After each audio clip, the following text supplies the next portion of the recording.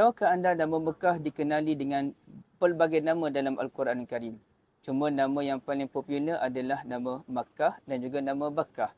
Nama Makkah ada disebutkan dalam surah Al-Fatah ayat 24 dan nama Bakkah disebutkan dalam surah Ali Imran ayat 96.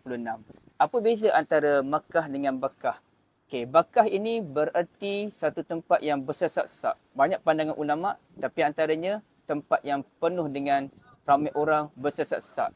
Sesuailah dengan cerita dalam surah Ali Imran ayat 96, cerita tentang haji, ramai orang pergi ke Mekah, tempat yang bersesak-sesak. Maka Mekah di musim haji dikenali sebagai Bakkah. Manakala tempat itu dinamakan Makkah kerana antara maksud Makkah adalah penghapusan dosa.